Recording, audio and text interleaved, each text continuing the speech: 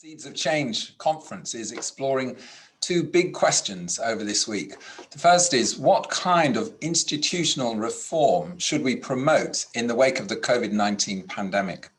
And by institutional reform, we don't just mean a shift in policy, but an enduring change in the purpose, the values or working practices of an institution in such a way that will really promote and build human flourishing. And the second question through the week is there a distinct contribution that the Christian faith can bring to the table as we identify these opportunities for social reform?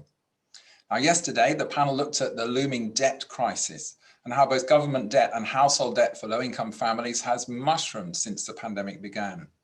Different proposals were discussed, including the idea of a year of universal basic income. But today, our theme is the purpose of business. Many of us have been bewildered by the differing fates of businesses this year. Thousands of smaller companies are in danger of collapsing due to lockdowns and are being kept on life support by the government. Whereas there are giants like Amazon, which are posting record sales and growth and are eating up market share from other companies. And of course, before the pandemic, who can remember that, there was already a crisis in legitimacy as many top companies were paying little tax, offloading their environmental costs to the public, and so on. So we have a fantastic panel who are going to be leading us through a discussion on this question of the legitimacy and the purpose of business this afternoon. And so let me introduce them to you. Firstly, Paul Williams. Paul will be moderating the panel today. He's the Research Professor of Marketplace Theology and Leadership at Regent College, Vancouver, and the CEO of the Bible Society. Paul's passionate about helping the church read the Bible in the marketplace and engage missionally in contemporary culture. He's married to Sarah and they have two adult daughters. Secondly, we have Sue Halliday. Sue recently retired as Professor of Marketing at Anglia Ruskin University. Her academic publishing includes journal articles on service innovation, relational branding, and sustainability. Sue is Senior Research Fellow at KLICE and serves on the boards of IVP, SPCK, and the Jubilee Centre. And this year she has been convening the post-COVID task force on the purpose of business, which is, and their conversation is what we are entering into this afternoon. Thirdly, Peter Heslam is Director of Faith in Business and a Senior Research Fellow at Cambridge University. He is an expert on the Christian thinker, statesman, and social entrepreneur, Abraham Kuyper. And in directing an international research project on Christian entrepreneurs, he has interviewed scores of business leaders around the world. Lastly, we have Sung-Hyui Park, who is joining us. She began the first 10 years of her career as a banking lawyer, advising banks, private equity funds, and companies on a wide range of local and international financings. Today, she works at the law firm Bates Wells, where she applies her professional skills to support charities, social enterprises, and others seeking to have a positive impact through their business and other activities. Well, there we have it, a fantastic lineup of people.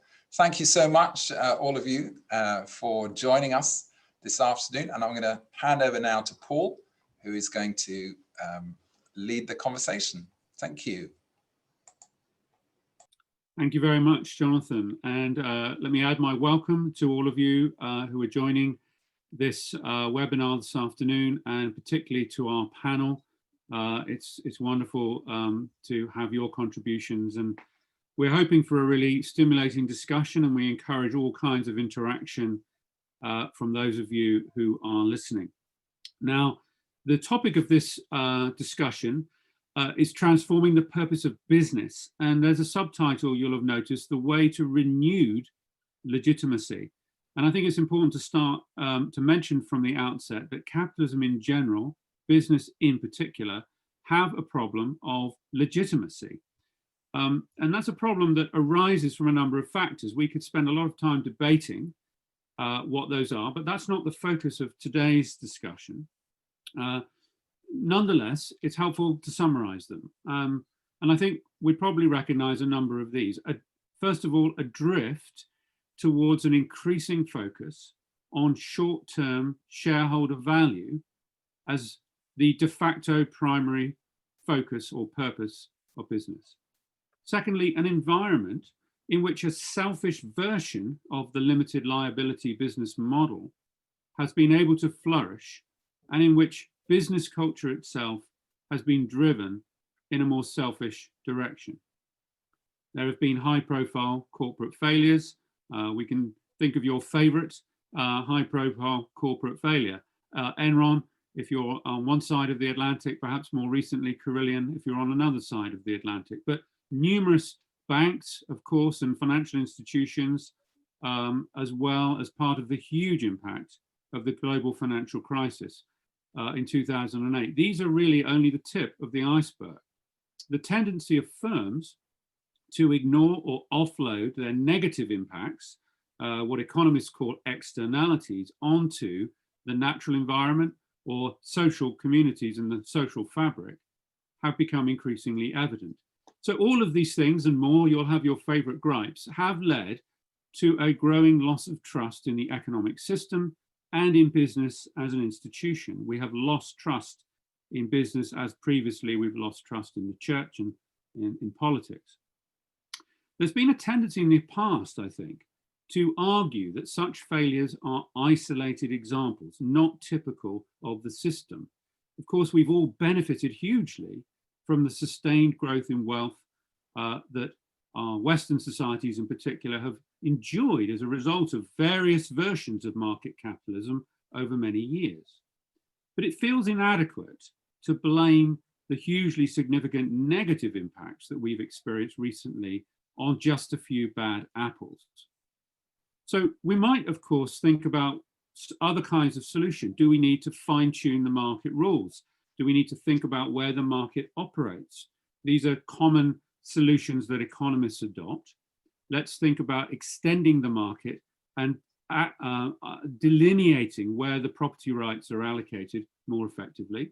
Another favored method has been to improve the quality of regulation, and Christians have been at the forefront of regulatory change. In the 19th century, so much of the regulatory change around working conditions in factories and so forth led by Christians. These have been very effective in the past, but there are many factors that make that kind of change harder and harder today. One is the rapid pace of technological change, and it's very difficult for regulators to keep up and very easy for unscrupulous firms to take advantage. Secondly, the internationalization of business means that it's almost impossible for a national regulator to impose controls on an international business that can simply move outside of that jurisdiction if it wants to. So we have regulatory systems, in other words, that are designed for quite a different world. So there's this growing recognition that the problem is perhaps a product of the system, at least the system as it's designed right now. And we need a deeper change. We need a new narrative about what we want business and the economy to do for us. So in this discussion, we're going to consider three ways of doing something about all of this. Are there ways in which we can change the system, the rules and regulations? We're going to think about that. Are there new paradigms that we can introduce within the system, new kinds of business model? We're going to think about that as well. But are there also ways we can change the story about the system? And that's where we're going to begin. Within the Christian tradition, often this has been explored from a Kuyperian perspective. You've already heard from the introduction. We have some researchers and experts in that field. So we're going to begin by hearing from Professor Sue Halliday, who's going to talk to us about institutional reform in this post-COVID context. Over to you, Sue. Thank you, Paul. So we're here to talk about starting the journey to recalibrate business post-COVID. We wouldn't want to go back to the old normal, even if we could, with its many problems that Paul has just outlined, of growing financial inequality, social divisions, and environmental degradation, all exacerbated by the COVID pandemic. We want instead to see business as a means to a greater end, human flourishing. And we want to propose that the great Dutch thinker Abraham Kuyper can help us in this. Kuyper was not just a thinker, but a doer. Founder and long-term editor of a newspaper, founder of a political party and then Prime Minister of the Netherlands, founder of the Free University of Amsterdam. And one of his guiding principles was that all aspects of reality are connected. No single piece of our mental world is to be hermetically sealed off from the rest, he said. And that includes business. For our purposes, imagine our post-COVID project as a journey. Businesses, societies, and groups within those societies as the boats, and individuals as passengers. The sea right now is the COVID-19 pandemic. The boats keep moving as they must. Yet, is the purpose of the boats merely to provide us with things to spend our time and money on, allowing for our own individual voyages? That would be the old normal. Or is there a shared direction along which we could all sail? That could be the new normal. The old normal was characterized by sociologist Jacques Ellul in his book, The Technological Society. Our civilization is first and foremost a civilization of means. In the reality of modern life, the means, it would seem, are more important than the ends. In other words, the voyage of Western civilization has of late been confused and self-indulgent, lacking the kind of direction that will sustain it, lacking clarity about any end goal. For in the world of the old normal, informed by the 18th century Enlightenment, we live as if God didn't exist. We have excluded him from our accounts of our origins. We have excluded him from our accounts of current lives as political, social, and economic persons. He has not had much of a voice in this pandemic. The immediate focus is on health, wealth, and personal peace. These, however, are means rather than more meaningful aspirations for ends, such as beauty, goodness, and truth. Any society is made up of businesses within an economy, of a political system, and of its civil and religious traditions. Kuyper calls these areas or elements spheres. Each is tempted by the devil's offer to affirm itself as God, to become an end in itself rather than a means towards the whole, working to a greater end. If the devil's offer were accepted, then the sphere of business would turn a monetary profit at any cost. The sphere of government would grab unprincipled and reckless power, and the spheres of civil society would cease to cast a vision for the good life or for community and connection, instead affirming individualism and self-sufficiency. The fear that haunts all of us who find solace in these dysfunctional ways of doing business, politics, and civil society is that if we were to give up our primary allegiance to these things, we wouldn't be provided for. This is the devil's lie. However, believing this lie is not the only option. Kuyper is very clear that business is open to common grace as much as any other sphere, and therefore is part of something meaningful beyond itself. This brings a humbling critique to any business activity we might view as, to use Peter Heslam's interpretation of Kuyper, speculative activity in finance, burgeoning consumerism, and the prioritization of wealth above all other concerns, an economy that has become an end in and of itself. The old normal tolerated the world of corporations becoming a dominating sphere, not taking its place as one alongside other spheres, not fostering wider human flourishing. Some voices in this pandemic pit the economy over against public health interests, as if the economy were independent of public health and well-being. Our picture of a voyage raises the question, where are all these boats going? Kuyper's Christian faith answers by finding our compass point and provision in the reality of God in Christ. The question of an end, that is setting a course for the journey, is answered not in our own self-determined reality. It was said of followers of Jesus that they left their old lives and followed him along the way. All things, be they business, family, church, leisure, are created good and with purpose as gifts to us. Kuyper famously stated that there is not one square inch of all creation over which Christ, who is Lord of all, does not say mine. More particularly then, if God is the creator and sustainer of all, each sphere works differently and yet remains connected to this larger calling and purpose. Jesus preempts our question, will we be provided for if we see businesses as just one sphere co-equal to the other spheres, when he promises, whoever wants to save their life will lose it, but whoever loses their life for me will find it.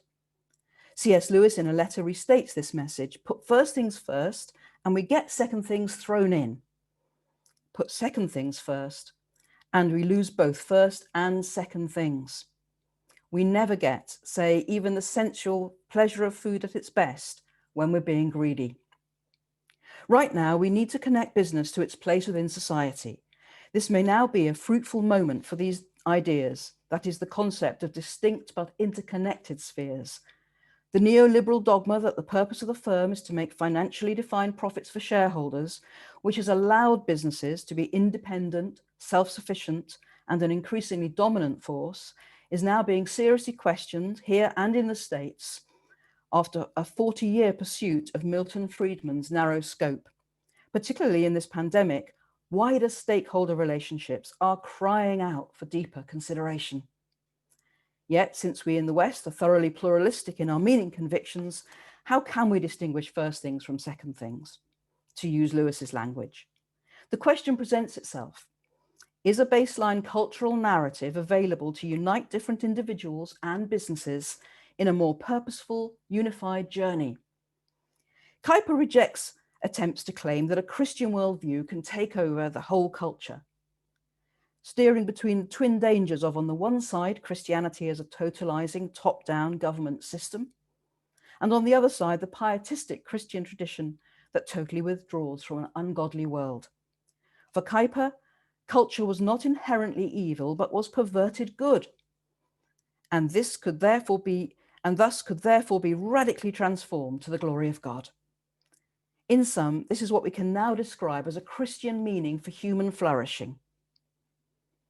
Transformation coming from making first things first with secondary things thrown in. Reflection upon what constitutes first things will be a necessary task. A contemporary Dutch thinker, Bob Goudswaard, distinguishes two concepts in Greek civilization from which economics has developed. Krematistike is a notion of self-enrichment that fits the current independent business approach that privileges shareholder financial profits. The more commonly understood root, oikonomia, contains a much more biblical idea of stewardship and a husbanding of resources for human flourishing, both now and also for future generations. This surely requires recognizing that the business sphere is not independent, but interdependent with the other spheres of the social order. After all, to paraphrase Jesus, what profit is it to gain in one area, only to lose the whole thing? Goudswaard explains why Enlightenment thinking has not proved capable of providing for human flourishing. It is because, he says, life is meaningful only if there is a measure of simultaneous response to all the norms for human existence. Thus, socio-economic life should not be separated from the rest of our existence. Both Alistair MacIntyre and Patrick Deneen call Enlightenment liberalism a failed project. Although conceived as light shining out beyond the darkness of wars of religion, it can now be seen to have failed to create human flourishing. Repeated failure to create such a culture calls for a rethink regarding our society and within it business. This rethink can be fueled by developing Kuyper's focus on a holistic systemic understanding of interconnected spheres of society rather than the Enlightenment's focus on the individual's rights and freedoms. To sum up, Kuyper has led us to focus on human flourishing as an end goal for our society. The means are activities in interconnected, interdependent spheres. For business to operate as a self-enriching process independently from wider norms of justice and morality is for it to miss God's concern for human flourishing. Instead, can we define and communicate a sufficient unifying vision for the business world that is attractive for those who don't hold to Christian metaphysics? And can we develop a narrative that could be a contribution from Christians into the post-COVID new normal for business? Could this give meaning and therefore direction for businesses as they continue on a shared journey, keeping in line with other spheres of human life, committed to the shared end goal of human flourishing?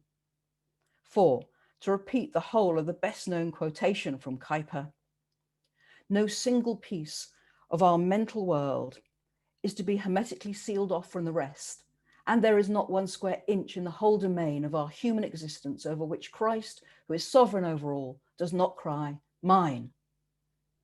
Thank you very much. Back to Paul. Sue, thank you so much indeed.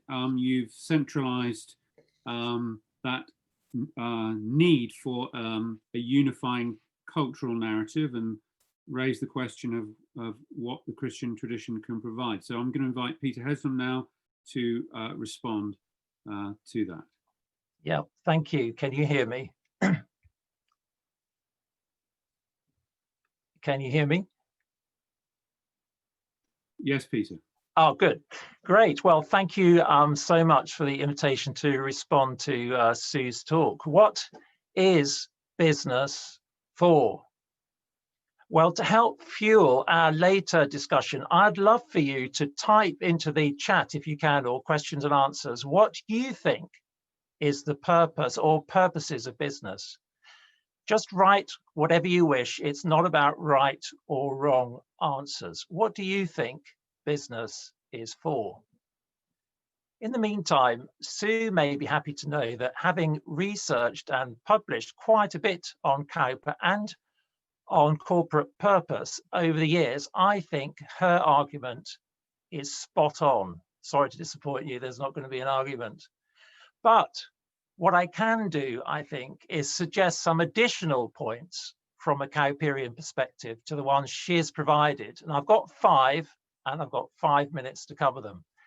And they all begin with a P. And the first one is profit. Sue noted Kuyper's view that society is made up of a constellation of distinct yet interconnected spheres. Remember that lovely slide she showed. And Kuyper maintained that each of these spheres has a specific purpose or calling. So let's try a thought experiment. What is the purpose of the sphere of medicine? I can hear some of you already say human health. What about the sphere of law? Maybe you're saying justice. And science?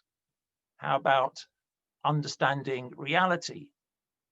But what about business? For me, it's an important purpose. An important purpose of business is to generate the wealth on which all those other spheres depend. And this is simply because generating material wealth is what defines the business sphere. It is, if you like, what we mean by the word business. But why, apart from allowing all the other spheres of society to function, should the generation of material wealth be so important? Here comes my second P. It's poverty. The UN has just this week declared the situation in Ethiopia a humanitarian disaster. And it was the same back in the 1970s. Back then, this image brought home the reality of global poverty to many Westerners.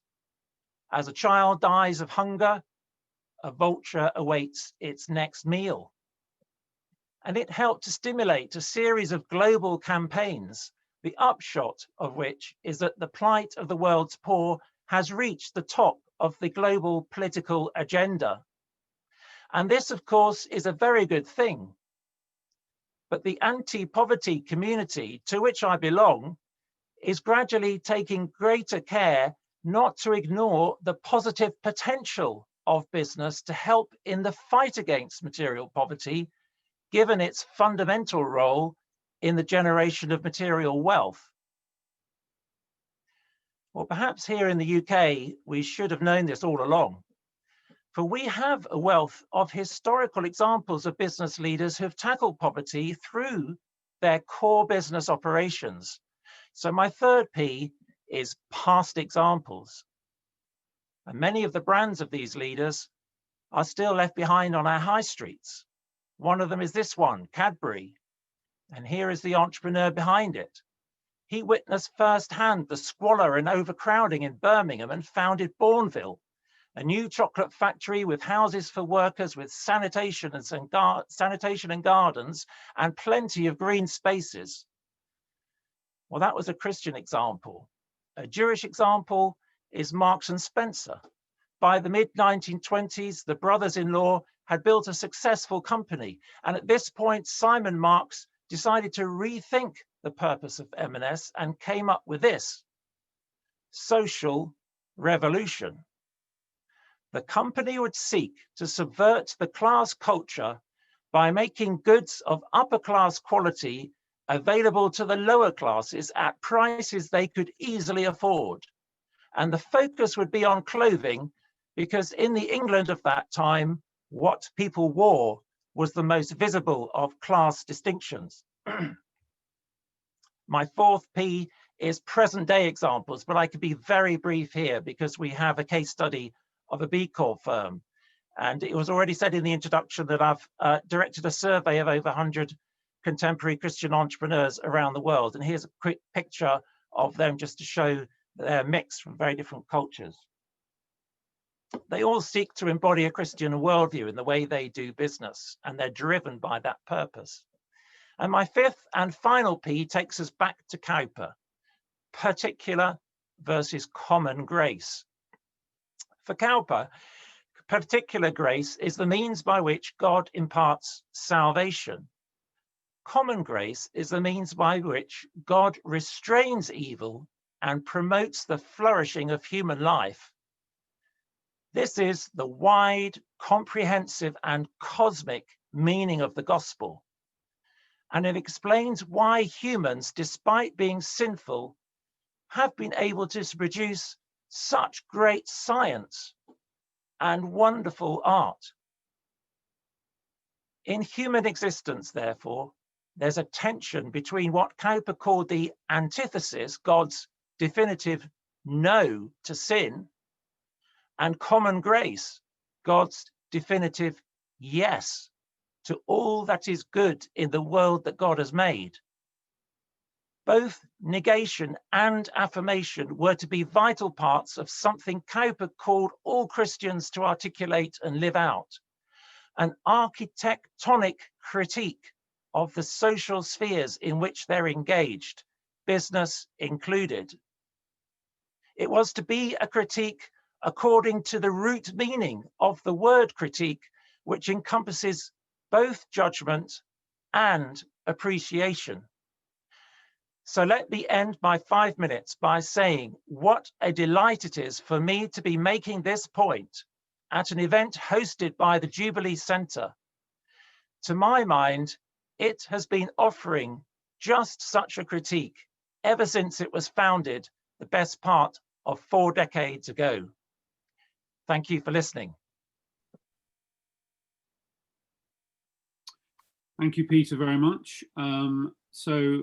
We have now heard 2 speakers articulating and clarifying the importance of a different narrative to the way in which business is understood and then practiced as part of the solution that we need to explore. I've been asked to give a review of another approach, or a complementary approach. We can kind of discuss whether we think it's complementary or not, which is being advanced at the moment through the British Academy. So I'm going to share my screen with you and talk to you a little bit about this particular project, which is it's called The Future of the Corporation, and it's being run by Professor Colin Mayer, as you will see in this screenshot from the URL. And take that down.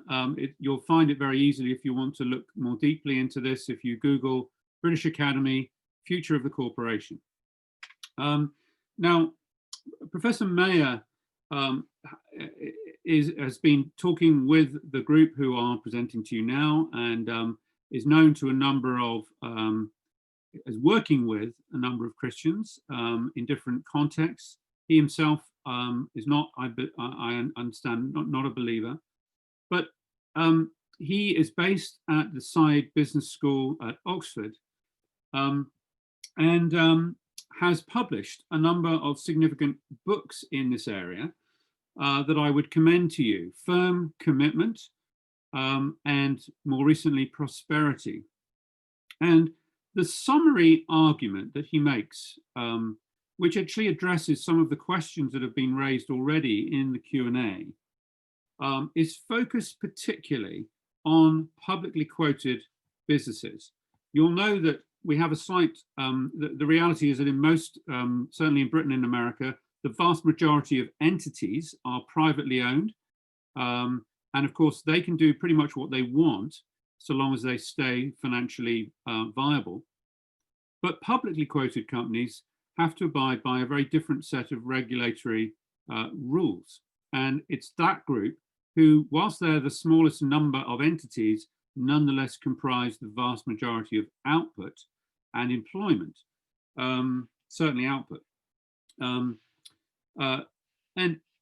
what he is arguing for are essentially three things. The first is a shift from a shareholder profit maximization driven model to a purpose orientated model. Secondly, that there will be protection for that purpose orientation in the legal founding of the entity, and that the and in a newly constructed trust board for the public corporation. And thirdly, that there will be changes in the ownership structure and voting rights of shares, such that shares that are only committed to be held for a short period of time would not get voting rights, but voting rights would be commensurate with the period over which people commit to hold the shares. And during that commitment period, those shares would not be tradable, but those would be the only shares that would actually confer voting control over the institution. So these are designed to be ways in which the corporation, the public corporation, could be reorientated towards purpose, and some of the downsides of the current experience could be mitigated. Now, I want to say a little bit more to highlight to you, because of the time on this webinar. We don't have time to go into it, but I strongly encourage those of you who are interested, who are not aware of the Economics of Mutuality project, to go and look at that website at the Saïd Business School. One of the architects of that is a colleague of mine, Bruno Roche, who was the chief economist at Mars. A really strong believer, and has done some incredibly creative work in this area that I would strongly encourage you to check out. Now, let's turn then finally to how has Professor Mayer, with all of the research that he's doing at Oxford, some of that with Mars and with other partners, where does the British Academy project land? So those three principles that I outlined, a purpose orientation, protection in law, and a change in share ownership, are joined by a number of other principles for purposeful business that are really ably summarized in this. It's only 12 pages. I'm encouraging you to go look for yourself, 12-page summary that you can download. And you can see that this is very much an approach to solving these questions that is a top-down approach. And there are strengths to this. And you might have some practical questions. How are you going to do this? How might you bring about these changes? And there are some good answers that Professor Mayer will bring in terms of using mechanisms like the International Accounting Standards to change the definition of profit, for example, that forces it to include what are currently negative externalities. Do dig into this document, because it is a serious attempt to try to reorient the public corporation. And it is, if you like, a very good example of a top-down system change that doesn't sort of sweep away enterprise and capitalism and markets, but it is about trying to do something quite significant to change the environment. Now, we might conclude that on its own, this in itself is a very sophisticated sort of set of checks and balances. It's more of a stick than it is a carrot. Will this be sufficient without the kind of examples that Peter talked about in his talk? Will it be sufficient without the kind of narrative change that Sue talked about in her talk? These will be some interesting questions for us to explore. But what I would like us to do now is I'm going to hand back to the final panelists that we have to present to us, Sung-Hyui Park, who is going to address another solution, which is how about innovating with a new paradigm inside the current system? And this is essentially what the B Corp movement is. So over to you, Sung-Hyui. We would love to hear from you. Thank you very much, Paul, for that kind introduction. Thank you very much, Esther, for sharing the screen. So it's been fascinating for me to hear about some of the kind of academic contacts and the intellectual discussions that have been had in this sphere. And what I would like to do is give you all a practical example of a business model which seeks to embed purpose and prioritize positive social and environmental impact within the constitutional framework of a market for-profit company. What I found really interesting is that this is very much in a secular context. The firm that I work for, Bates Wells, is not a Christian company. We have people from all over different faiths and backgrounds, but it's fascinating to me that a lot of the values reflect the points that Sue and Peter and Paul have made in relation to some of the Christian theology around that and the thinking of Kuiper, in particular this concept of interconnectivity. So we'd love to explore that in the discussion a bit later. But my kind of brief talk is about a case study of our firm, Bates Wells, which is a law firm, as a certified B corporation. Next slide, please. Okay, so I think before I go on to the specifics of what this has done for us, becoming a B Corp, I think I will briefly start off with a bit of an explanation as to what a certified B Corp is, for those who are not so familiar with the concept. So a certified B Corp, as you've seen there, that's the logo that you see. If you see companies with that or brands with that as you're out and about, they're businesses that meet the highest standards of verified social and environmental performance, public transparency, and legal accountability to balance profit and purpose. They are trying to accelerate a global culture shift to redefine success in business and build a more inclusive and sustainable economy. So when I try to explain what a certified B Corp is, the kind of closest I can get to as an analogy is probably the fair trade mark, in that it is kind of an external verification and certification done by a non-profit organization, which is entirely independent, called B Lab. And to actually be able to put that on your branding and to say that you are a B Corp requires you to meet rigorous social and environmental standards. Next slide, please. Okay, so briefly, in terms of where this whole B Corp story has come from, as it's often of interest, it started in the US, where a group of friends started a trendy basketball shoe and apparel company called And One, which is far too trendy for me. I've never heard of them before, but I think they had a niche market, which was known for being a very socially responsible company. And what happened and the founders of this company were very proud of it. But what happened when they were actually putting it up for sale was the founders were heartbroken to see that all of the commitments they had put in place for their suppliers, their customers, their employees were stripped away so easily by the buyer without a second thought. And they thought, well, this happened to us, but we need to make sure that we have some kind of framework in place so that this does not happen to others who want to put together responsible businesses. So as a result of that, they formed B Lab, and the movement has grown very fast over the last kind of 10 years or so. And now we have over 3,500 certified B Corps globally in over 70 countries. And there are over 300 in the UK. And for those who have never heard of B Corps in the UK and well, what kind of brands are there? I've never really heard of this. It must be a very small organization and certification. Examples go across industries such as Patagonia, which is a kind of outdoors clothing company, Bulb, the renewable energy company, The Body Shop, Innocent Drinks, the Guardian Media company has recently certified as a B Corp, Ben & Jerry's, an increasing number of subsidiaries for Unilever and Danone. And I think this kind of comes maybe in the discussions about how scalable the B Corp model is for large companies as well as smaller ones such as ourselves. So we at Bates Wells, we are the first UK law firm to be certified as a B Corp.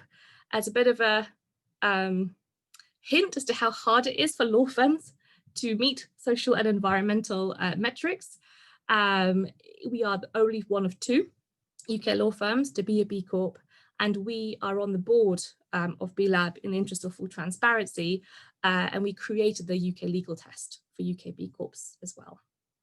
And then in terms of the key requirements to certify as a B Corp, going through those very quickly, you have to be a business which generates the majority of your revenue from trading. You know, it's not about being a charity or a public body. You have to take what is known as a B impact assessment before you can qualify being a B Corp. So there are 200 points available, and you need to have a minimum of 80 to be able to pass the test. And not only are you tested at the outset, but you're tested every 3 years to increasing standards of rigor to make sure that you continue your hard work in maintaining your positive credentials. And I guess this is the next thing. The most fundamental element of being a B Corp is that your commitment to social and environmental impact alongside financial return for your shareholders is not a side CSR exercise. It is embedded within the constitution of your company or your firm. Next slide, please. So I'm not going to go through the writing all of this, you'll be pleased to hear, but it was just to show you what the actual requirement is that you have to put into your articles and your constitutional documents. And the most important is the first, the objects of the company are to promote the success of the company for the benefit of its members as a whole, and through its business and operations to have a material positive impact on society and the environment taken as a whole. And this, I think, reflects all the presentations that have come so far from Sue, from Peter, and from Paul in relation to the importance of recognizing the interconnection that business has and the responsibilities that it has in having positive and negative social and environmental impacts, and puts forward a triple bottom line business model where members, society, and the environment, or with the 3 Ps to kind of echo Peter's approach, people, planet, and profit. It's quite a popular approach, I think. It's embedded within your constitution. And what does that mean? It means that the partners or the employees of a firm are empowered to make decisions that don't necessarily maximize profit. And that is quite simple, but it's quite revolutionary in what you are empowered to do and where you can stand up for those who try to put profit first. Next slide, please. So in terms of what this means, the juice of what it means, practically speaking, for Bates Wells to be a B Corp. So we certified as a B Corp in August 2015. As mentioned, it was the first UK law firm to do so. I joined the firm in October 2016. Before then, I was at 10 years, as mentioned, in a very large international commercial law firm, naming no names. And so it was been really interesting for me to compare and contrast my experiences of being in a B Corp law firm versus one which is very focused on shareholder partner primacy and maximization of profits. And the fact that Bates Wells was a B Corp very heavily influenced my decision to join. So I think there is a message there about how we are increasingly seeing millennials and the younger generations who are very politically savvy, very interested in social media, very socially aware. They are choosing who they buy from and what companies they work for based on social and environmental credentials. So if there is a commercial reason for why businesses should take note, that is a key factor. The younger generation don't necessarily care about what are the most respectable, high-earning companies. They want to join companies and buy from companies that hold these values to be important. So what does this mean in practice? So before I go into the specific examples, I think I'd like to share two observations. One is when I joined and heard about the B Corp mentality and all of these purposeful values, I was a little bit skeptical. If I'm honest, I was like, how will it really be different from my old firm?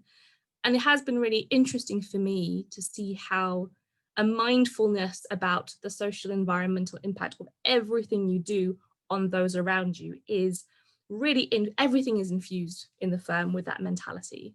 So in my old firm, everything was about your figures and how much money you brought in. That made you an excellent lawyer. In our firm, no matter how well you perform, you will not be considered to be a good lawyer or a good colleague unless you can bring others with you, unless you get involved in wider social and environmental initiatives, and unless you treat others well. I think that is a really key difference, which is, less specific in terms of specific categories, but is definitely a thing that I felt from being at the firm. And the second thing, which I found really interesting, is being in a B Corp and being in a firm like Bateswell's is this genuine devotion to continuous and constant engagement with self-improvement as a firm. So it's not just about senior people who can put forward initiatives. Everyone can do that. The partners are genuinely open and encouraging of ways to do better. And it's not seen as an inconvenience or as a kind of small CSR project which gets in the way of making money. It is something that everybody genuinely engages with. So I think that tries to deal with one of the accusations like that I'm sure will come, which is this not just impact washing? Is this not just marketing to say that you are amazing, but it doesn't actually have any impact in practice? But very happy to engage in that more widely in the Q&A and the wider discussion. But in terms of some of the specific examples of how I've seen this in practice, which I think is what people are interested in. So if we take governance as one example, so the UK legal test, which I've shared with you before, has been deeply embedded in the partnership deed. And it means that positive social or environmental impacts can supersede profit. And what does that mean in reality? What is an example of that? So a really recent example for me that impressed me was when we had the pandemic. And obviously, because our clients, which are charities and social enterprises and other entities in the sector, were struggling financially, and that impact on the firm, the partners were the ones who took it on themselves to take the biggest financial brunt of that impact in order to save as many jobs in the firm as possible, to minimize redundancies, to minimize pay cuts. And that was quite moving for me, because when I was around when the financial crisis hit and Lehman Brothers, etc. And when that happened in my old firm, the partners were like, yep, let's keep as much of our own profits as possible. And there were 2 rounds of redundancies, which got rid of probably in the region of hundreds of people in the firm. So that is a very specific financial way of putting your money where your mouth is. In terms of employees, we pay all of our staff the London Living Wage, and things which I think other firms struggle with, we do try to implement. So over 40% of our partners are female. Many of them work part-time, and that doesn't impede career progression or how people perceive you, which I think has been impressive. In terms of environment, we are signatories to, we declared that there was a climate emergency last year, and I think we've reached net zero in terms of our scope 1 and scope 2 carbon emissions. We're working on scope 3. In terms of suppliers, we don't go for the cheapest suppliers. We actually put our suppliers through the same rigor as we ourselves have to go through under the B Corp test, which means that we end up with suppliers who actually can be quite expensive, and the process for choosing them can be quite onerous, but we choose ones that reflect our values. And with community, we not just practice the law, but we do try to reform it where we can. So we're trying to lead a coalition of charities to make a landmark judgment to the Attorney General and the Charity Commission, which will force charities to invest in accordance with their objects. So for example, if you're an environmental charity, you will not be allowed to invest in fossil fuel companies, which seems really obvious, but it's amazing what the range of kind of entities that charities do actually invest in. And another example is that we are doing something called Operation Upgrade, which is trying to build on what Paul has been talking about, is to make it a matter of law that all companies, not just B Corps, have to adopt this triple bottom line model, where they are equally accountable for their negative and positive social and environmental impacts, rather than putting shareholder primacy at the core of everything. So I feel like I've gone on a bit of an evangelical description of our firm. I mean, it's not perfect. I mean, I'm sure we'll go on to discussing that. There are lots and lots of challenges, but I thought this would be useful perhaps to share in terms of how this can operate in practice as an ongoing project, and also with the goal of always trying to do better.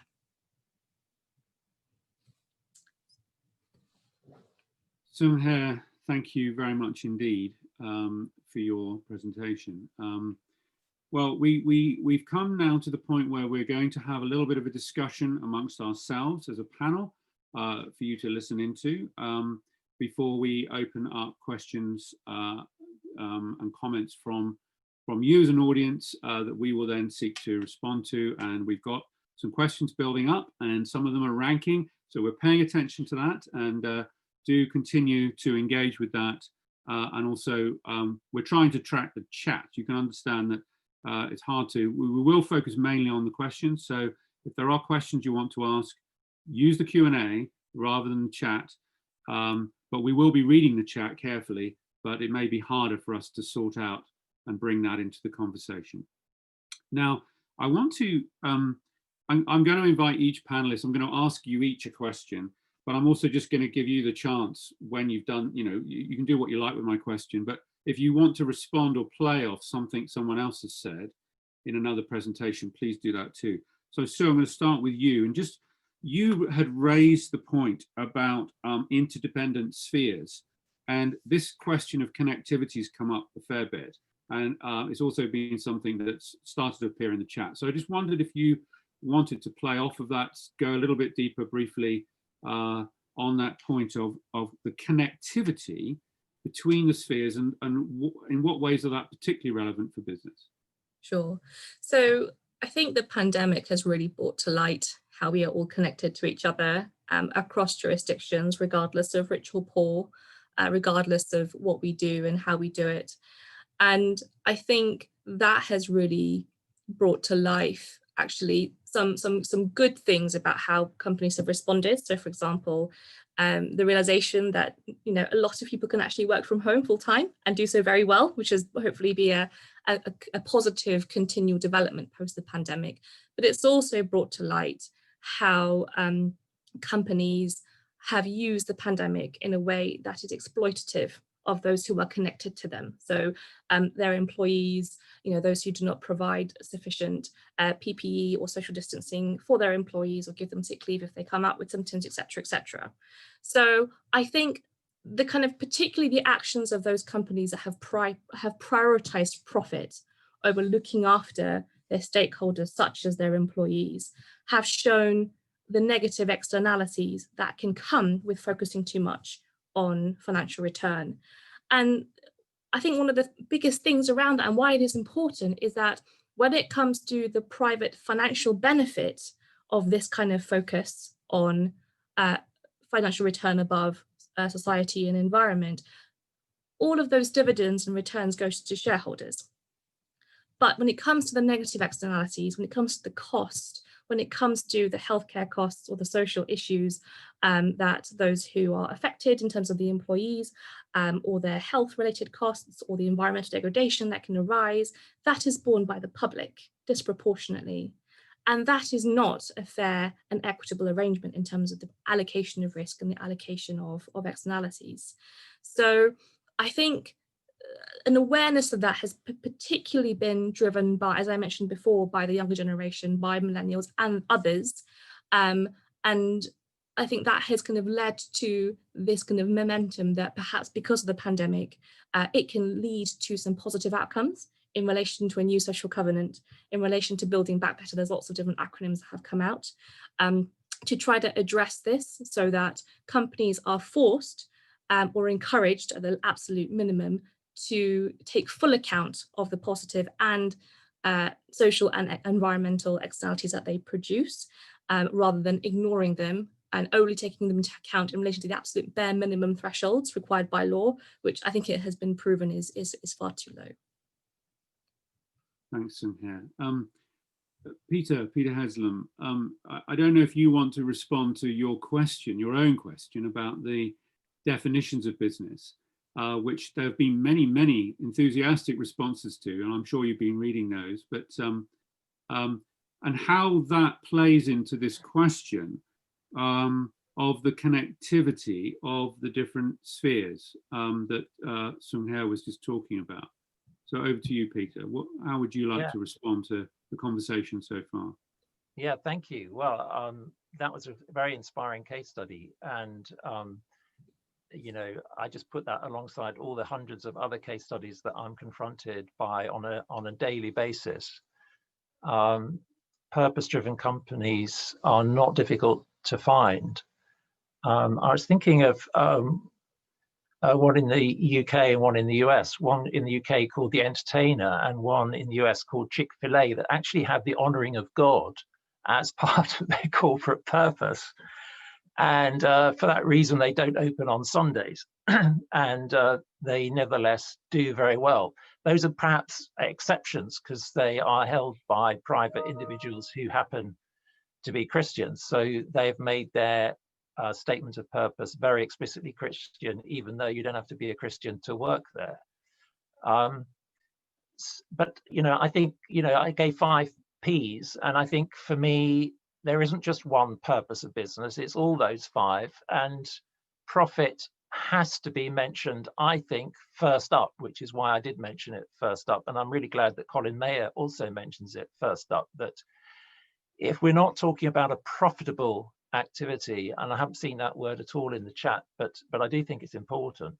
If we're not talking about a profitable activity, we're not really talking about business, we're talking about something else, we're talking perhaps about charity. So I think Colin's definition of I know him quite well, and unless he's changed his mind recently, he says that the purpose of a business is to solve problems profitably and not in its activities to cause problems. So it's kind of a positive and a negative, but it's definitely through profitable activity. And I do think that has to be stressed.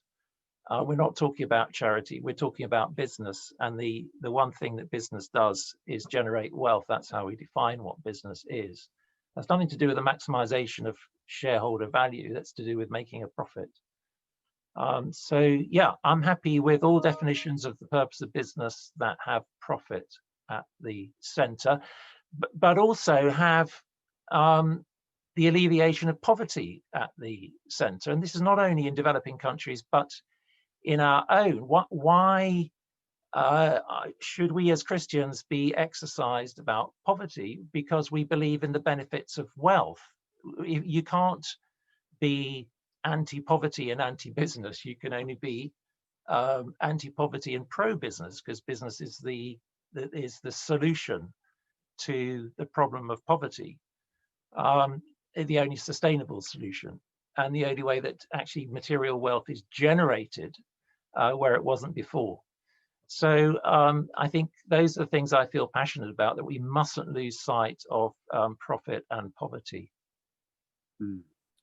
Thank you, Peter.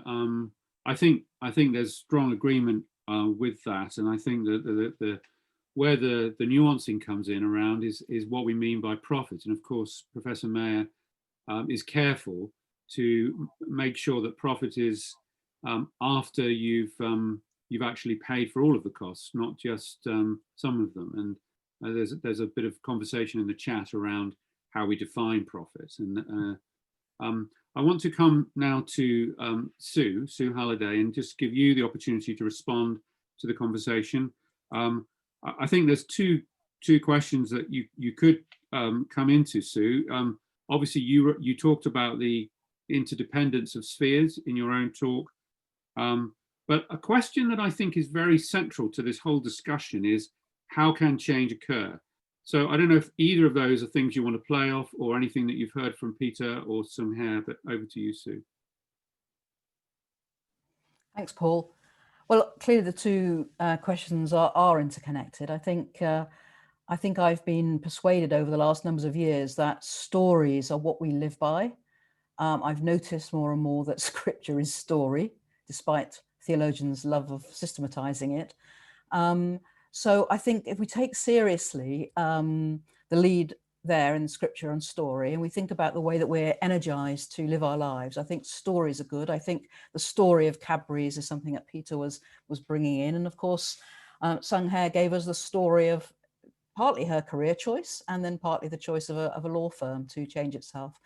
So I think it's really important stories that we tell about business. And I think that is part of creating change, which is why this whole event today is so exciting. And the narrative for a long time has been shareholder primacy.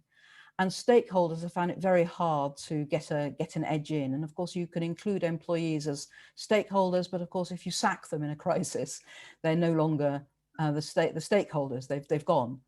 So I do think that creating the narrative is important. The narrative has been a focus on shareholder profit. It's been Milton Friedman saying, you know, they can give, the people who get the money, the shareholders themselves can give charitably. They have their own wealth. They can do these things. But what we're saying about interconnectedness is really giving, I think, a sort of perhaps a higher level set of meanings for where Colin Mayer defines profit, because in his book Prosperity, it's really interesting what he has to say about accounting for the natural environment, because this is obviously a difficult subject, complicated subject, but I would certainly recommend anyone interested in this to get hold of that book and certainly look at that chapter where he carefully says how it might be accounted for in terms of putting back any resource that you use so that you haven't used it up, you have replenished. And what we've seen, I think it's partly been during this lockdown, partly due to recent government legislation or failure to legislate, we have seen massive increase in pollution in rivers in this country. I was horrified to read that all rivers in this country are now damaged. It's a mixture of things like chemicals from chemical companies, but also chicken slurry and that kind of thing from our farming community. And so there's no direct cost those companies are paying. And yet the ability even to keep putting a chicken slurry into the rivers will reach a level at which it can't continue. So there will be a point in time when it's not even possible to continue to do that. And that's what we mean by saying reality is interconnected. Reality, we are interconnected. And for business to manage without having to view itself in that way is unreal. It's fantastic and it won't work. I hope that's part of an answer to your questions, Paul. Thank you, Sue. Yes, I think what I would like to do now, for the time that we've got left, is to bring in now questions and comments from our audience. And I think that one of the big themes that we're all grappling with in this is actually how can change happen? So aren't there all kinds of cultural barriers to change? Aren't there big legal barriers to change?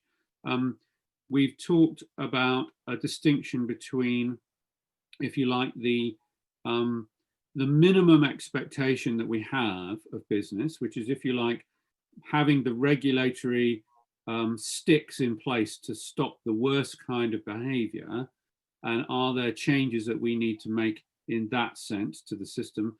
And we've talked about, if you like, what are we aspiring to? And that is in a way what some of the B Corp examples and some of the historical examples that Peter gave us are about. Do we need both of these things, the carrots, the great examples that change the conversation, and some of the sticks? But nonetheless, I think that the question that's out there, and let me just start with some of the questions. Ian Parker has asked a question. Can private businesses, which are quoted on the stock exchange, in other words, public corporations, can they prioritize social objectives without a change in the law? So a non-quoted private company could be owned by whoever and more or less do what it wants. But that's not the case for the private corporation. And some of us have seen the movie, The Corporation, about the sort of way in which, you know, it's alleged the law itself produces a kind of pathological behavior in this corporate entity. This is something, this question that's been raised, that we've debated a little bit. So I don't know whether, Sue, you would like to respond to that, or Peter, or Sung-Hyui. It's a specific question about a change in the law. Sue, would you go for that? Yes, I'm sure Sung-Hyui has a legal point, but I think it's interesting in the group that we've convened at the Jubilee Centre. There are a number of lawyers, and clearly the law is important here. But one of the interesting points that we've made in our conversations is that to some extent there is a greater ability to give serious consideration to other stakeholders than the shareholders in the current Companies Act. And that one or two of our group are actually part of influencing the wording such that that's there. But what has happened is that it hasn't changed the culture, because the culture is trumping the law in this case. And so the story that's going around, shall we say, is still shareholder primacy. And it's not just a story, it's resulting in shareholder value being considered first and only.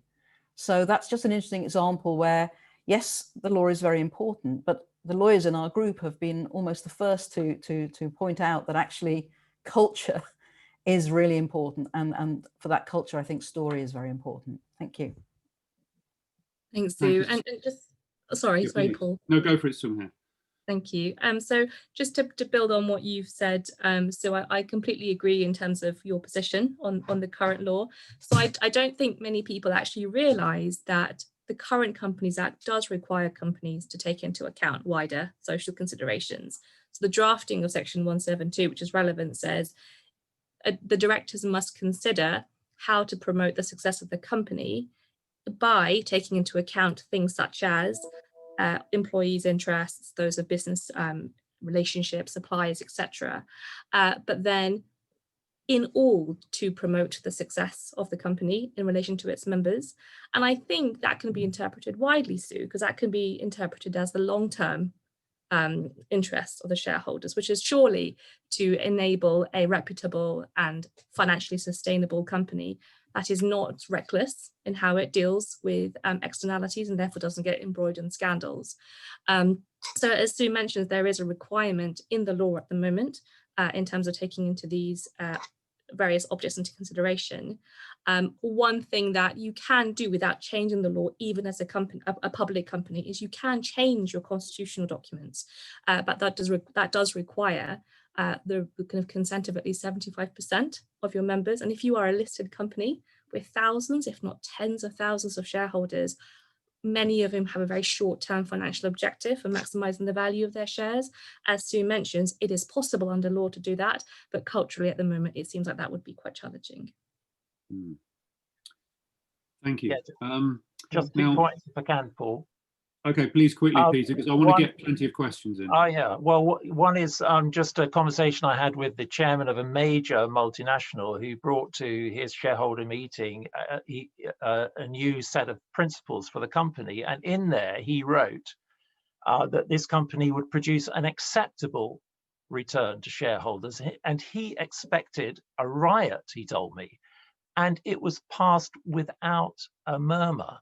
And for years since that was brought in, he's operated on that principle, no problem. It's never been challenged. So I took courage from that. And also that Rishi Sunak just last week announced new environmental regulations that will be coming to business. And of course, today is the launch of the kind of green revolution, industrial revolution. So there are new laws coming to protect, especially the environment. There's no way we can meet the 2030 targets of carbon zero unless there is rigorous regulation of carbon impact. Anyway, sorry, over to you, Paul. Well, so the next question that I want to put to the panel is in a way is related. The first question, again, this is all around the theme: is change actually possible, and how does it occur? So we've talked about the law, and how, you know, as Christians, we ought to know this, didn't we? That the law is good, but there's a lot the law can't do. And this point about the culture trumping the law. Now, the next question is from Wilf Wild. So, and here's the question. Peter, you can answer first if you like. Has not Kuiper's devil's offer been largely accepted by big business and the neoliberals? And with the Tory party in power, obviously in the UK, by what institutional mechanisms could this culture be changed? So I think that's a question about the weight of, yes, there are many people talking about purpose of business, social enterprise, B Corps, you name it. There's many positive elements in the discourse, but the weight of power with the large corporations, the neoliberals, is very much in another direction. So how realistic is it? How actually can change occur given the weight of that sort of cultural entrenched power? Do you want to make a quick comment on that? Yeah, Peter? I think we've got to be careful. I do think we've got to be careful not to fight yesterday's battles. It's a long time since the revolution he's talking about happened, and I think you're absolutely right that Sung-Hyui, that the younger generation are very purpose-driven and are not interested in working for companies that do have that model. And this example I gave of a chairman of a multinational is an example of leadership. You know, regulation can achieve an awful lot, but it cannot achieve everything. There'll always be ways that companies will find to get around the regulation. And I do think it's a leadership issue. It's taking that kind of risk that he was prepared to take to talk about acceptable. After all, how can you measure that something is in the shareholder interest? Because long-term, taking an environmental decision to protect the environment might well be able to deliver a greater return to shareholders. So it's about long-term and short-term. And I think the only way you can't regulate that, you can only, I think, operate leadership. That's my response. Sue wants to come in on this point. Yes, I think obviously all good points, and I broadly speaking agree. But I think one of the things that's interested me in conversation that we had as a group with Colin the other week is that there is this question of shareholder voting rights, and there is the statistic, which I haven't got absolutely to hand, but somebody gave this to me, and it was just sort of so horrendous that mostly now, and it supports what Sung-Hyui said about having so many shareholders, they hold, on average, shares are held for, milliseconds. So we've got computers and algorithms. We're all familiar with those from the pandemic in terms of words anyway, but also they are running the purchasing and selling of shares. So certain old-fashioned kind of ways of saying, oh, there are these people and they invest in the company and they make a return on their investment. That I don't know where it applies, but it doesn't apply to these large publicly quoted companies. And many of our ideas and stories about business haven't really taken into account that there is this very impersonal, very much almost a betting, gambling kind of culture, and shares are not held. It's not long-term, short-term, 3 months, 5 years. We're talking seconds, milliseconds. So I do think a really good institutional reform to go for in terms of regulation would be to affect voting rights amongst shareholders. I think I'm beginning to see that as a really interesting idea that Colin Mayer is putting forward. I think one of the things I'd want to say into this conversation, it is actually about leadership, which is where Peter finished, and I think this relates to what you were saying, Sue, because I right in the middle of the financial crisis, I had the misfortune of being chief economist of an investment bank, and I was giving a talk. I also was on the faculty of a theological college at the same time, which was very interesting. And I was giving a talk in Hong Kong to a group of investment bankers and property lawyers about ethics in the market. And I talked them through the story of the market that was driving behavior. And they kind of populated this story for themselves. And I asked them whether they thought any of the proposals at that time, and you'll remember all the different things, the bailouts and the bail-ins and all these things, whether that would change the story and whether that would change the outcomes long term. And they concluded it wouldn't. And that actually there were all kinds of incentives that kept them in the negative story, the negative equilibrium, if you like. And then they started to moan about government, and it was all government's fault. So then I said, well, actually, I didn't say it. There was a chap at the back who turned out to be very well running one of the banks, who put his hand up and he said, well, maybe we need to act with more leadership as business leaders in this area. Maybe we need to be arguing for a different model ourselves. And I think that it does feel like it's a David and Goliath situation. But my encouragement to all of us, really, because we're all on this, because we're all in this discussion, because we want to see positive change, is to actually exercise moral leadership. One of the people who was part of this group for one of our sessions is a guy called Professor Mark Casson. And he's written wonderfully on entrepreneurialism, enterprise, and leadership. And he makes the point that the best way to change any system is not law, it's not peer pressure, it's moral leadership. But that kind of calls us all up, doesn't it? And it certainly is a provocation to the church. Are we forming the next generation of moral leaders? So I'll sort of leave that hanging with you. And I want to come next to Sung-Hyui. You can start us off with this one, because there are a number of questions. There's one from Simon Phipps, there's one from David Nussbaum, and forgive me, there's probably one from someone else, but a number of people are highlighting that we've got B Corps, we've got social enterprise, we've talked about Colin's project, the future of the corporation, we've got tomorrow's company, building better business, blueprint for better business. How do these things relate? Do you, Sung-Hyui, have a very simple way of helping us get the right nomenclature and classify these things? Sure. So that's a very good question. So when I first joined this field, so I used to be a banking lawyer when I came into this sector 4 years ago, and then the amount of terminology and jargon was a bit overwhelming at first, with all these kind of things that you mentioned, Paul, all these different descriptions and differentiations. I think that I know that one of the questions, for example, was what's the difference between a B Corp and a social enterprise? And these are all kind of within the spectrum of for-profit companies that are trying in some way to create a social and environmental impact. The kind of differentiation, and people will probably disagree always on exactly what everything means. But a key feature of a traditional social enterprise, as it were, is perhaps that the actual object and purposes of that company are in their own way trying to alleviate a social or an environmental problem. So in some way trying to deal with homelessness or employment or education issues. Whereas a B Corp can be a company that does anything. So it can make baby food, it can make baby clothes, it can make newspapers, it can make all these beauty products, or you name it.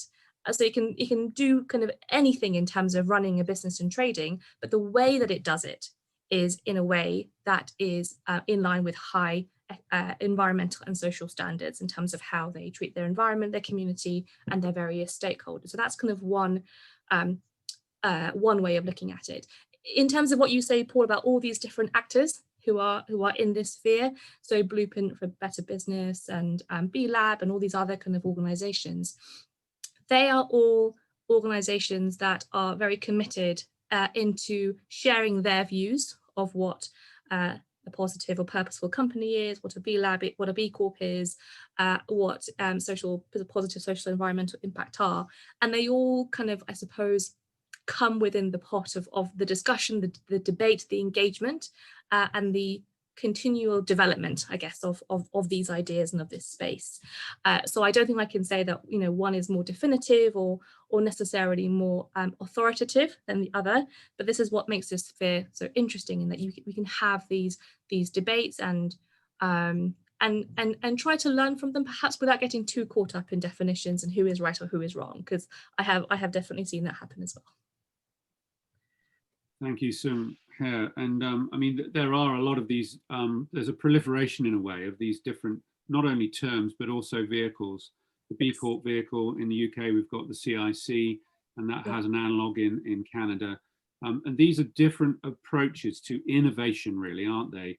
Within this broad space of how can we re-narrate business and come up with different examples. So I think there is a lot of complexity at the moment with lots of different things coming up, which is kind of what you'd expect in this entrepreneurial space. It's the amazing gift, isn't it, that God's given us to create, and through that creation to cultivate flourishing in the world in all kinds of ways, which is what Peter's highlighted. Now, we're coming to the end of our time, so I just want to see if there are any remarks that Peter or Sue, you wanted to close with, very brief remarks. Yeah, I've seen quite a few comments asking about what about this initiative, what about that report, and I've been tracking with this sector now for the best part of 30 years, and you're absolutely right. People have mentioned like Tomorrow's Company, they've mentioned the Davis report. I've been involved in something called Business in the Community. When I first got into this area, the talk was all about corporate social responsibility, then it was about stakeholder value, now it's about the purpose of business. So in one way, what Colin is doing is actually just giving the most recent comment on a very long discussion. What makes it, I guess, exciting in Colin's case is that he's got the lawyers involved, and I think that probably is something that's distinctive. He's really worked hard on the legal side of things. So if you go to that website, you'll see reports from lawyers and from business academics. So he's involving a much wider spectrum. But I think you're right. Nothing today, I think, should be saying to anybody, this is all new and these are new ideas. And isn't it great we're all now, because of the pandemic, talking about purpose? It's not the case. It's a very long discussion. Yeah. Sue. I think it's important to say that there is, behind the Christian faith, this wonderful correlation with reality. And so if there weren't problems with the current setting, then why change? Change is difficult. Any change in any circumstance is difficult. But there are real problems. So the environment is actually much more degraded now than it was 40 years ago. The inequalities between the poor and the richer members of our society are further apart. That tends to break apart social cohesion. And we really do have, from time to time, diseases come. Now, I'm a historian by background, so I know about the Black Death and the plague and things, and it's very odd and not terribly pleasant to be living in one of those times now. But people really are suffering at the poorer end. It really matters what's happening to the environment. It really happens if people haven't got enough space to live in and work in. And so we are seeing that, yes, we're sort of been circling around these issues, as Peter said, but they are real issues. And so we need to come up with solutions. There needs to be change. Thank you. And we are coming right into land. So last comment from Sung-Hyui. Oh, thank you, Paul. I think it is, I'm glad that the pandemic have brought these issues to light recently, although I completely agree with Peter that these discussions have been going on for centuries, if not decades, and it's good that something has brought this to greater prominence. I think this becomes even more urgent in the near and medium and long-term future with the greater prominence of artificial intelligence and exactly what the role of employees and stakeholders are. Because if you put profit maximization at the center there, then there is no reason why businesses should keep most of their employees employed if it's to do with their profit maximization in favor of the few. So I think this brings it also to greater urgency. But I am optimistic that there are lots of initiatives that are drawing momentum. So I think to build on your point, Paul, about moral leadership, I am encouraged, for example, that companies like Unilever and Danone are looking in to become the world's first multinational listed B Corps. And if companies as successful and large and complex as them can become B corporations, perhaps it leads the way to others to feel that they can also do that.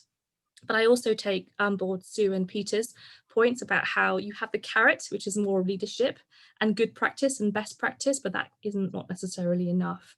So I think there does need to be a legal and regulatory entrenchment where the negative externalities that businesses can have on people and the environment cannot be ignored, and it needs to be enshrined by law because of cultural reasons, which means that that is the only way that you will force companies to take these kinds of considerations seriously. So just a few thoughts from me. Thank you very much, Cynthia. Well, I'm going to hand back to Jonathan Tame momentarily. I want to thank all of the panelists for speaking with us and for the discussion. I want to thank you all as an audience for your great questions and comments. I'm sorry there hasn't been time to address more of them, but they have been incredibly stimulating. And we will certainly be taking all of those on board. And I think that we're part of a conversation here that is very much pro-enterprise, pro the creation of wealth and human flourishing through that, but also pro-change in a sense, that we don't think that the status quo is sustainable. I think what you've heard is an encouragement for us all really to be positively engaged in the conversation about change and to have confidence that change is possible. We've certainly seen significant change in the past at different points when we've seen similar levels of, if you like, corruption in the business sphere. And that's kind of where we've been focused. So let's engage in that prayerfully and faithfully. And thank you all for being part of this conversation. That's goodbye from me and over to Jonathan. Thank you so much. That's been absolutely brilliant to hear. I'm just very quickly scurrying in the background to create the meeting that the informal meeting we're going to start right now. And I'm heading across here. This is something I missed at the beginning. But I want to say a big thank you to all of the panelists who've joined us. It's been fantastic to have this extraordinary degree of the energy that's been gone into this just this last hour and a half, and not only in front of the camera but behind the scenes as well, in terms of these extraordinary conversations that have been going on in the chat. A large number of questions coming up in the Q&A as well, which have been really insightful and really significant, I think. I'm not quite sure how we're going to take this forward, but it's going to be a really important conversation to keep going. And I sense that the momentum is really building up. Now, if any of you would like to stay on and informally meet each other, meet some of the other people who've been attendees at this event, then in the chat, I've just put in that link, which I hope is going to enable you to get into this other meeting that will start in about a minute. So if you'd like to stay, if you'd like to chat to the other attendees, we'll just have our videos on. It's a different meeting and you'll need to leave this one and enter that one. If not, we hope to see many of you tomorrow, same time, 4 o'clock for our event, which is going to be on the role of the state and of civil society. And we've got another fantastic panel to lead in that discussion. So thank you so much. And I hope to see some of you in just a minute, just on the other side. And once again, a huge thank you to all the panelists and for their contribution this afternoon. So thank you and goodbye.